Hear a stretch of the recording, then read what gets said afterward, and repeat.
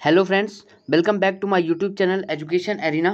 दोस्तों, आप सबके सपोर्ट से मेरे 1000 सब्सक्राइबर कंप्लीट हो चुके हैं। तो मैंने सोचा आपके लिए कुछ एक्स्ट्रा किया जाए।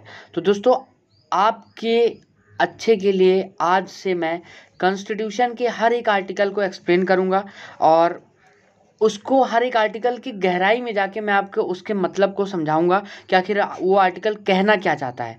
ठीक है दोस्तों, तो ऐसे ही हमारे चैनल को सब्सक्राइब करते रहें, सपोर्ट करते रहें। आपके सपोर्ट की बहुत ज़्यादा आवश्यकता है। ठीक है, और हम हर एक आर्टिकल को कवर करेंगे। तो आप हमारे प्लेलिस्ट पे जाके कॉन्स्टिट्यूशन के हर एक आर्टिकल की वीडियो डिटेल में देख सकते हो, जो कि बहुत ही सिंपल लैंग्वेज में, बहुत ही सरल भाषा में मैं आपको एक्सप्लेन करने वाला हूं। चलिए दोस्तों, आज से हम पढ़ते हैं संविधान के सारे आर्टिकल्स को। तो आज हम पढ़ेंगे आर्टिकल 1। लेकिन हम आर्टिकल 1 को स्टार्ट करने से पहले दोस्तों आपको कुछ इंपॉर्टेंट चीज़ें बता देना चाहते हैं। हम आपको ये बता देना चाहते हैं कि जो संविधान है हमारा, संविधान में हमारे टोटल 470 आर्टिकल है, मतलब कि 470 अनुच्छेद हैं, 470 अनुच्छेद हैं, जिनको 25 पार्ट में डिवाइड किया गया है। ठीक है दोस्तों, 25 पार्ट में डिवाइड किया, मतलब 25 पार्ट में विभाजित किया गया है, भाग में। ठीक है, तो आज हम पढ़ेंगे उसका भाग 1। 25 पार्ट है, लेकिन आज हम पढ़ेंगे भाग 1 का पहला आर्टिकल। ठीक है, तो ये बता दिया। अब दोस्तों 470 अनुच्छेद हैं, 25 भाग में डिवाइड किया गया है। साथ ही साथ हमारे संविधान में 12 शेड्यूल्स हैं, जिनको अनुसूचियां बोलते हैं हम। ठीक है ना, तो ये चीज़ें आपको पता होनी चाहिए कि हमारे वर्तमान में, हमारे संविधान में, हमारे कॉन्स्टिट्यूशन में 470 अनुच्छेद हैं, आर्टिकल हैं, 25 भाग में उसको डिवाइड किया गया है और 12 अनुसूचियां हैं दोस्तों। ठीक है, चलिए अब हम आगे बढ़ते हैं। लेकिन आगे बढ़ने से पहले दोस्तों, अगर अभी तक आपने हमारे चैनल को सब्सक्राइब नहीं किया तो सब्सक्राइब जरूर कर दें और बेल आइकन को भी प्रेस कर दें, जिससे हमारी लेटेस्ट वीडियोस की अपडेट आप तक तुरंत पहुंच जाए। तो दोस्तों, आज हम पढ़ने वाले हैं article 1।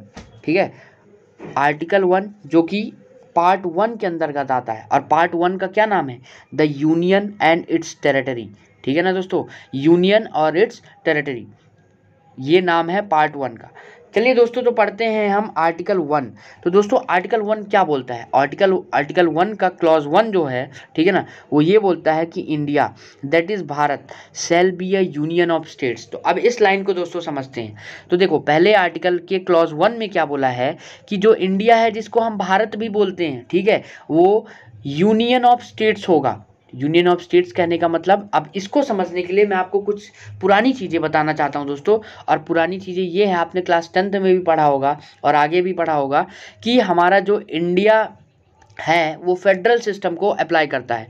Federal in form, unitary in spirit. ठीक है ना, मतलब कि फेडरल फॉर्म को मतलब अप्लाई करता है, फेडरल फॉर्म को फॉलो करता है, बट इमरजेंसी सिचुएशन में वो यूनिटरी हो जाता है। ठीक है, तो फेडरल जो फेडरेशन को फॉलो करता है इंडिया, वो 2 प्रकार का होता है दोस्तों। क्या? कमिंग टुगेदर फेडरेशन और एक होल्डिंग टुगेदर फेडरेशन दोस्तों। अब बात आती है कि ये कमिंग टुगेदर क्या है और होल्डिंग टुगेदर क्या है। तो देखो दोस्तों, जो अपना इंडिया है वो होल्डिंग टुगेदर फेडरेशन को फॉलो करता है, और जो अमेरिका है, that is the United state of America. और दोस्तों, जो अमेरिका है, जिसको हम यूनाइटेड स्टेट ऑफ अमेरिका बोलते हैं, वो कमिंग टुगेदर फेडरेशन को फॉलो करता है। ठीक है दोस्तों, तो अब बात आती है कि ये होल्डिंग टुगेदर फेडरेशन और कमिंग टुगेदर फेडरेशन होता क्या है। तो पहले जानते हैं कि कमिंग टुगेदर फेडरेशन क्या होता है, जिसको अमेरिका फॉलो करता है। तो दोस्तों, ऐसा है कमिंग टुगेदर फेडरेशन में कि ये एक ऐसा फेडरेशन होता है जहाँ पे बहुत सारे छोटे छोटे राज्य होते हैं, स्टेट्स होते हैं।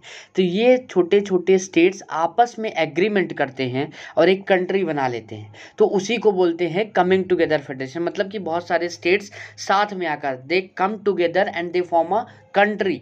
ठीक है, मतलब वो साथ में आते हैं और वो एक देश बना लेते हैं, उसी को बोला जाता है कमिंग टुगेदर फेडरेशन। तो अमेरिका में ऐसे ही हुआ है, बहुत सारे राज्यों ने आपस में एग्रीमेंट किया और वो एग्रीमेंट करके एक कंट्री बना लिया, उन्होंने एक देश बना लिया, जिसको आज आप यूनाइटेड स्टेट ऑफ अमेरिका बोलते हो। और होल्डिंग टुगेदर में क्या होता है कि एक बहुत बड़ी कंट्री होती है, जैसे अपना इंडिया था, जो कि अखंड भारत माना जाता था। ठीक है, तो उसको फिर छोटे छोटे राज्यों में डिवाइड कर दिया गया, छोटे छोटे स्टेट्स में डिवाइड कर दिया गया।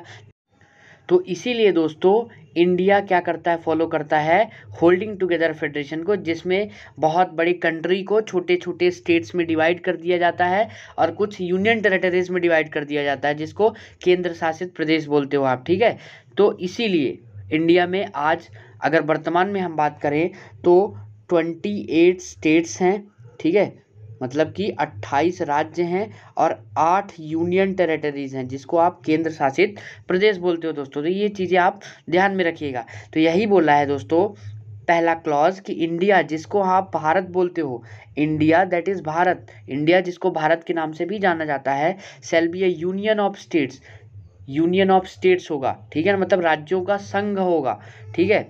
और दूसरा क्लॉज क्या बोलता है कि जो the states and the territories thereof shall be specified in the first schedule. अब देखो दोस्तों, मैंने आपको बताया कि इंडिया जो है वो होल्डिंग टुगेदर फॉलो करता है। जब होल्डिंग टुगेदर फॉलो करता है तो उसमें क्या होता है कि एक कंट्री को छोटे छोटे स्टेट्स में और यूनियन टेरिटरी में डिवाइड कर दिया जाता है। तो अब बात आती है कि ये कितने राज्य होंगे, कौन कौन से राज्य हैं और कौन कौन से यूनियन टेरिटरी, ये सब कहाँ लिखा है। तो ये लिखा है दोस्तों, ये आपको क्लॉज 2 में देखने को मिल रहा है कि ये लिखा है कहाँ पे कि फर्स्ट शेड्यूल में।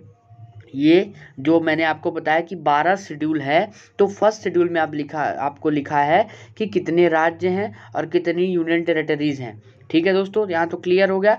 अब आर्टिकल 1 के क्लॉज 3 को हम पढ़ते हैं। क्लॉज 3 बहुत ही इंपॉर्टेंट है, ये आपको आगे भी पढ़ने को मिलेगा।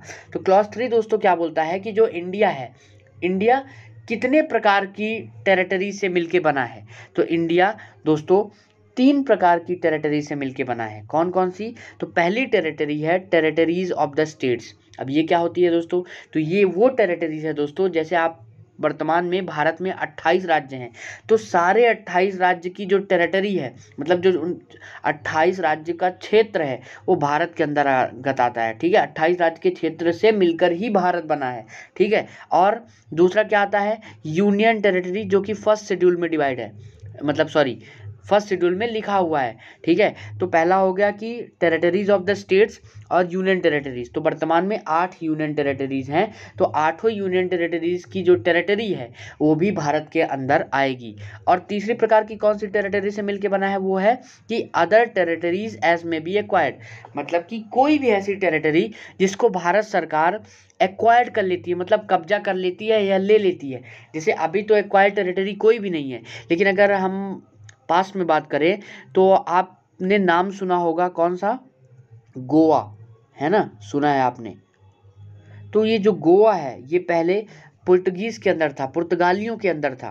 ठीक है ना, बाद में भारत ने इस पर कब्जा कर लिया, भारत ने उनसे ले लिया। ऐसे ही अगर हम उसकी बात करें पौंडीचेरी की, पौंडीचेरी जो है आज यूनियन टेरिटरी है, वो पहले फ्रेंच के अंदर था। ठीक है दोस्तों, आज भारत ने ले लिया है, तो आज ये सब भारत के भाग हैं। ठीक है दोस्तों, तो ये ध्यान रखिएगा कि आर्टिकल 1 के क्लॉज 3 में ये बताया गया है कि जो भारत है वो 3 प्रकार की टेरिटरीज से मिलके बना है। पहला टेरिटरी ऑफ द स्टेट्स, दूसरा यूनियन टेरिटरी, और तीसरी टेरिटरी जो कि भारत सरकार ने एक्वायर्ड की है किसी भी समय। ठीक है दोस्तों, तो आई होप आपको आर्टिकल 1 अच्छे से डिटेल में समझ में आया होगा। दोस्तों अगर समझ में आया होगा तो लाइक करिएगा वीडियो को, और कमेंट में ज़रूर बताइएगा कि मेरे एक्सप्लेन करने का तरीका आपको समझ में आ रहा है, अच्छा लग रहा है या नहीं। ठीक है दोस्तों, चलिए मिलते हैं अगले आर्टिकल में।